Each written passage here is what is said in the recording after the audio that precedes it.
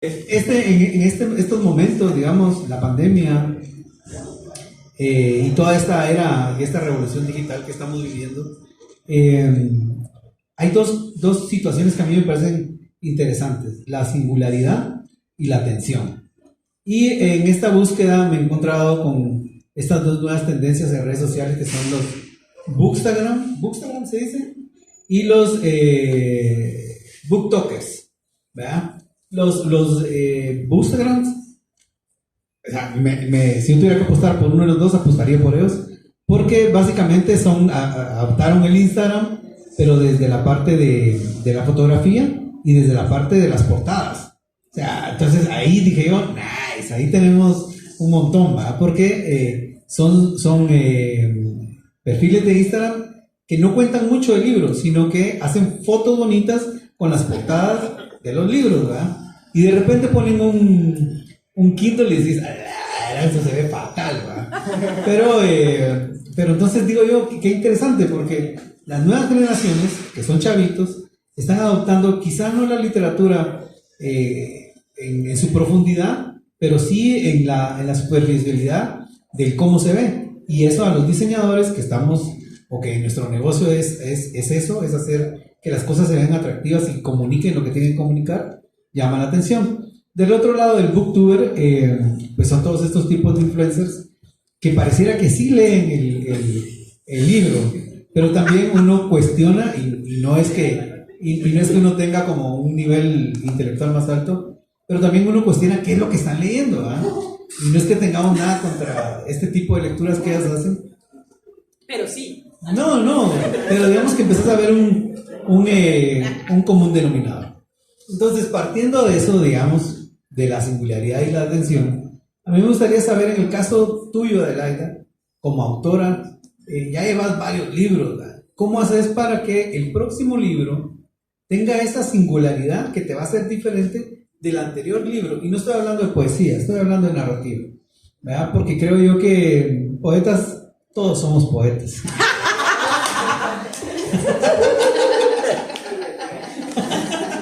Pero digamos que pero creo yo que en narrativa sí tienes que tener una voz, y es nefasto encontrar a un autor que se repite, a menos que sea una saga. Pero y en el caso de Álvaro, digamos, ya cuando uno como diseñador gráfico, ilustrador o artista que hace portadas tiene un estilo particular, tiene una manera de hacer las cosas, pues también tiende a ser aburrido que haya a menos que sea una colección. Y siempre sean collages. Por ahí yo no sé. No, ¿cómo hace uno para que cariño y Picasso, para que el próximo libro sea diferente? Porque al final, cuando a uno le preguntan como diseñador, ¿cuál es el mejor libro que has hecho? Yo siempre pienso, y quiero seguirlo pensando así, que el mejor libro que voy a diseñar es el próximo, ¿eh? Porque ya aprendí algo con porque son otras la información que estoy teniendo, etcétera, etcétera, etcétera, ¿verdad? Entonces me gustaría saber, en el caso de Álvaro, ¿cómo hace para lograr esa singularidad, digamos? Porque al final, en ambos casos se pelea la atención que ahora mismo, pues es el recurso más negociable y donde más dinero hay. ¡Miau! Mira, pues, una de las bases de la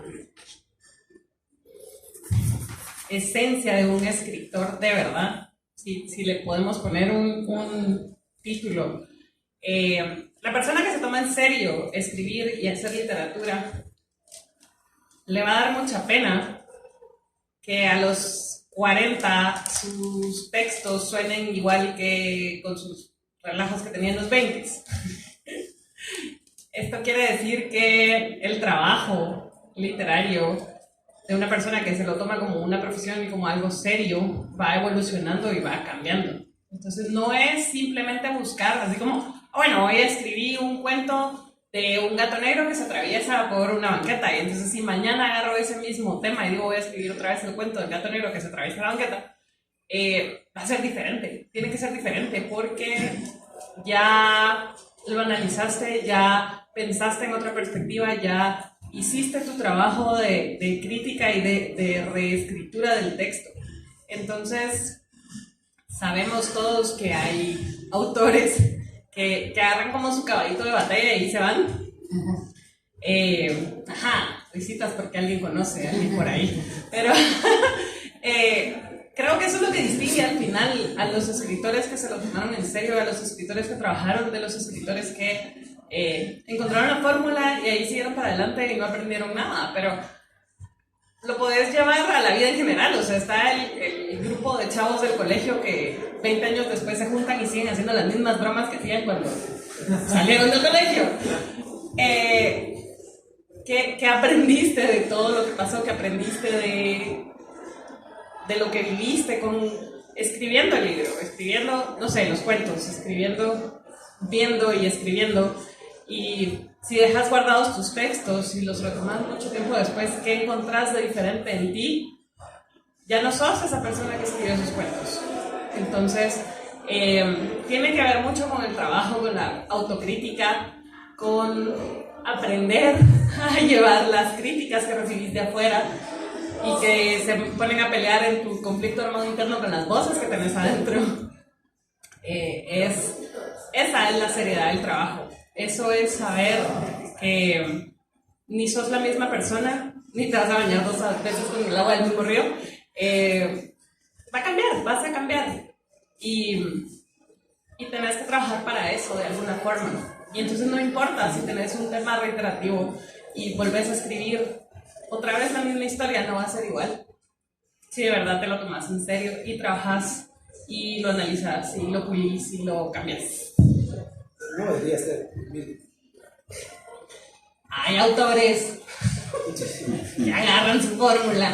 O sea, hay quien dice que Paulo Coelho en realidad escribió un solo libro y tiene como 15 variantes de la misma historia y que cada variante le pega a una persona en la vida. Entonces, que si tú no has encontrado un libro de Coelho que te guste es porque no has leído la variante y que deberías leer todas las otras para saber cuál es tu variante. Como en esa línea, digamos que también está el autor de Cujo, ¿cómo se llama?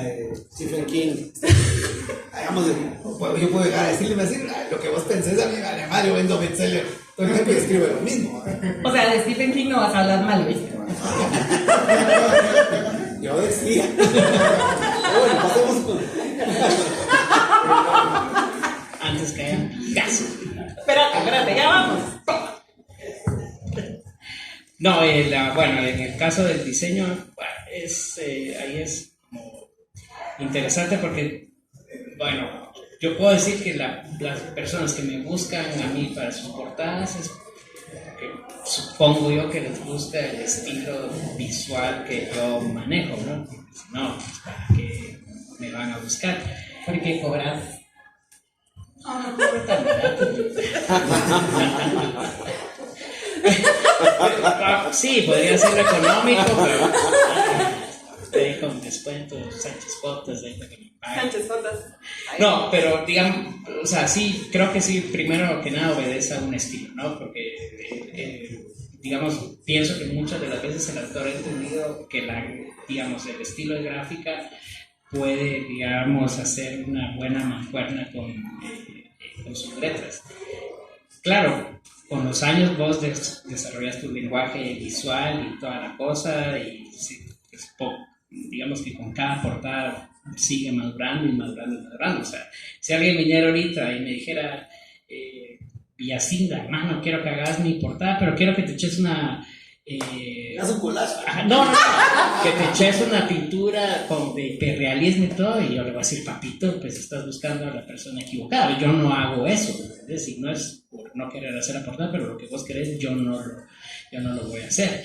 Eso es una cosa, pero digamos que con el tiempo uno, digamos, el libro, por supuesto que tiene que ver mucho en cómo va a influenciar la gráfica por la que se va a ir. Van a haber cosas que el autor te va a decir bastante específicas, quisiera ver algo así o quisiera ver por acá, y ya solo ese pequeño elemento te va a cambiar el diseño. Hace, digamos, meses, alrededor de cada sido de noviembre, un poquito antes del año pasado, me topé que para mí también fueron dos retos así bien fuertes, ¿no? Primero era una editorial en México, una edición de un libro del inmenso Raúl Zurita, ¿no? O sea, unos grandes poetas chilenos que aún viven, ¿no? Que no solo es poeta, sino que también es artista visual, ¿no? Y esa era una portada que tenía que pasar por muchos filtros de la editorial.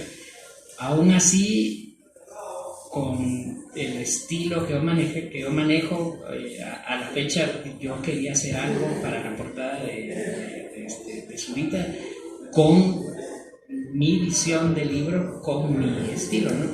Entonces, afortunadamente el libro pasó, se publicó y toda la cosa, ¿no? Aprobada por la gente que tuvo que haber aprobado eso. Y luego vino otro libro que fue un libro en conjunto de Paco Ignacio Taibo y el subcomandante Marco, que eran dos cosas diferentes, pero también estás hablando de estos dos grandes personajes, ¿no? Entonces, ¿cómo con lo que vos haces puedes, digamos, diseñar un libro para, digamos, que tres autores totalmente diferentes, ¿no?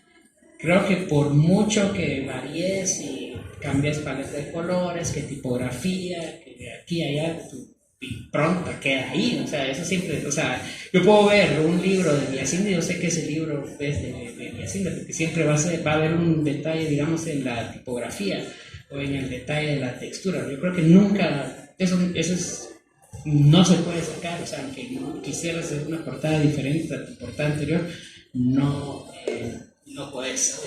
Pero digamos que entre lo que vos puedas rescatar del libro, de lo que te dice el libro, ahí vuelvo otra vez a lo que te dice el autor y todo, el libro siempre va a tener esa pequeña variante. Y digamos, ahorita estoy viendo un libro que también puedo citar ese caso, con Jacinta Escudos, ¿no? La escritora que admiro muchísimo. Cuando se publicó en Memorias del Año de la Cayetana, salieron dos versiones, una para El Salvador y para Guatemala, ¿no? O sea, al principio yo dije, wow, qué emocionante, ¿no? Tener chance de hacerle dos portadas al libro de una autora que yo admiro mucho. Ya estando frente a la computadora me di cuenta de la gran pisada que me habían dado, ¿no? Porque cómo diablos le hacía yo para presentar dos cosas a alguien del nivel de Jacinta. Pero también fue hablar un poco con ella, decir por dónde podía ir esto, y digamos que una de las portadas, la que se publicó acá, ella le gustaba una pieza que yo había hecho años atrás y que esa quería como portada. Eso me dio la idea de qué pasaba si para la portada de El Salvador se hacía una como variación del cuadro, pero jugando con otra paleta de colores que en su momento ella me dijo que le gustaría. Digamos que la portada, que es esa que está ahí, es toda en grises y negro y blanco, ¿no? Ponete, la portada de El Salvador fue entre unos tonos aqua, unos rojos ahí tirándole a ocre, unas cosas así, otra tipografía y todo, pero cuando las pones juntas sí ves como puntos en común entre las portadas, y a la fecha son las portadas que a mí me encantan, no sé, porque es un librazo y es el nivel de autora que es, pero que fue un bonito reto, ¿no? Cómo podías ver poner a las dos portadas y que de alguna manera se vieran. Obviamente son totalmente diferentes en diseño gráfico, pero que estaban hechas por el mismo diseñador. Yo sí quería conservar eso, ¿no? O sea, que se supiera siempre que, bueno, este fue el chavo que lo hizo, ¿no?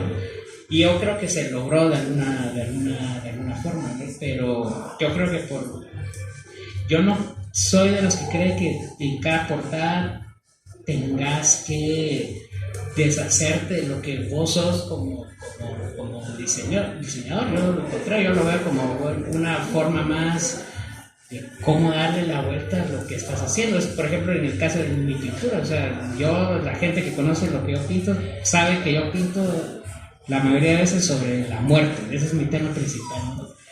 Entonces, en 20 y tantos años, ¿cómo poder seguir hablando de la muerte sin que parezca, o la memoria, o la infancia y todo eso?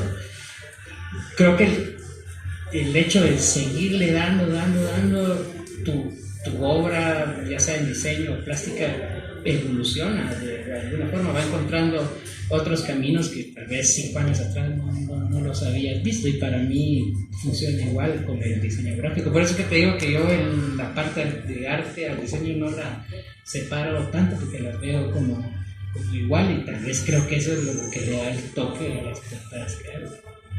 A mí me parece súper interesante tu punto de vista, porque cuando uno ha dado clases, los alumnos, creo que su primer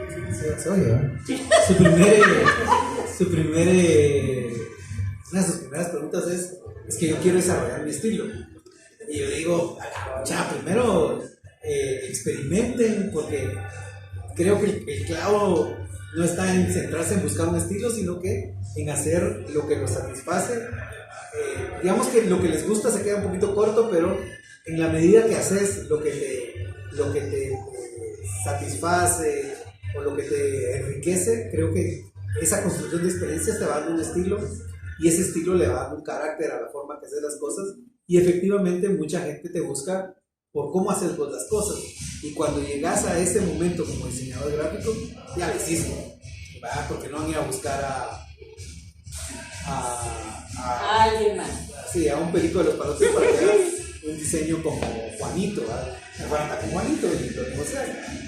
Entonces es bien interesante porque cabal el gran problema es eso.